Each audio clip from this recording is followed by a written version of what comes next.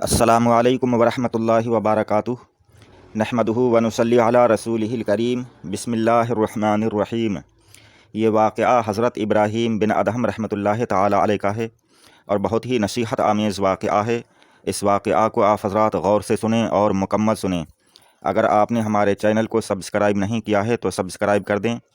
حضرت ابراہیم بن ادہم رحمۃ اللہ تعالیٰ علیہ کے پاس ایک شخص آیا اور اس نے کہا کہ حضرت کوئی ایسا طریقہ بتائیے کہ جس کے ذریعہ سے میں برے کام بھی کرتا رہوں اور میری گرفت بھی نہ ہو، میری پکڑ بھی نہ ہو۔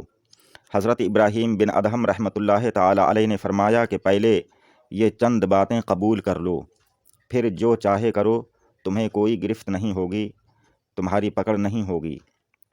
اس کے بعد آپ نے فرمایا کہ پہلی بات تو یہ ہے کہ جب تو کوئی گناہ کرے تو اللہ تعالیٰ کا دیا ہوا رزق مت کھا۔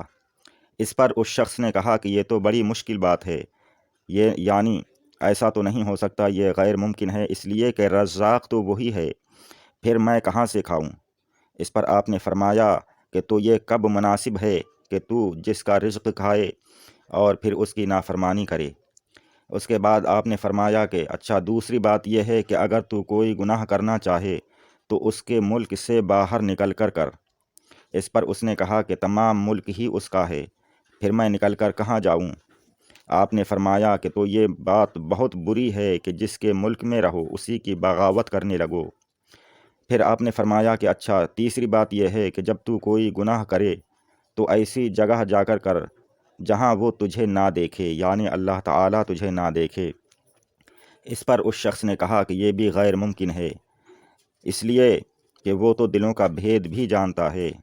آپ نے فرمایا کہ تو یہ کب مناسب ہے کہ تو اس کا رزق کھائے اور اس کے ملک میں رہے اور اسی کے سامنے اس کی نافرمانی کرے، گناہ کرے؟ پھر آپ نے فرمایا کہ اچھا، چوتھی بات یہ ہے کہ جب ملک الموت تیری جان لینے آئے تو اسے کہنا کہ ذرا ٹھہر جا، مجھے توبہ کر لینے دے۔ اس پر اس شخص نے کہا کہ وہ مہلت کب دیتا ہے؟ یعنی موت کا فرشتہ جب آ جاتا ہے تو انسان کو لمحے بھر کی بھی مہلت نہیں ملتی۔ اس پر آپ نے فرمایا کہ یہ مناسب ہے تیرے لیے کہ اس کے آنے سے پہلے توبہ کر لے اور اس وقت کو غنیمت سمجھ۔ اس کے بعد آپ نے فرمایا کہ پانچویں بات یہ ہے کہ قیامت کے دن، حشر کے دن، جب یہ حکم ہو کہ اسے دوزخ میں لے جاؤ تو اس وقت کہنا کہ میں نہیں جاؤں گا۔ اس پر اس شخص نے کہا کہ وہ زبردستی لے جائیں گے۔ اس پر آپ نے فرمایا کہ تو اب خود ہی سوچ لے کہ گناہ کرنا تجھے زیبا ہے یا نہیں، تیرے لیے گناہ کرنا، اس کی نافرمانی کرنا صحیح ہے یا نہیں۔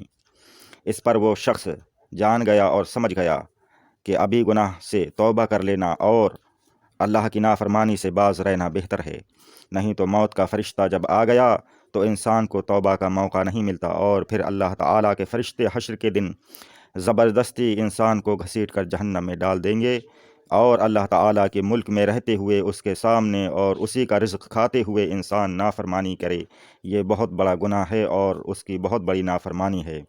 پھر اس نے سچے دل سے توبہ کی اور آپ کے قدموں پر گر گیا۔ اللہ تعالیٰ ہم سب کو نیکوں کی صحبت میں رہنے کی اور ان کی نصیحت آمیز باتیں سننے کی اور ان پر عمل کرنے کی توفیق عطا فرمائے۔ آپ حضرات ہمارے چینل کو سبسکرائب کریں۔ السلام علیکم، خدا حافظ۔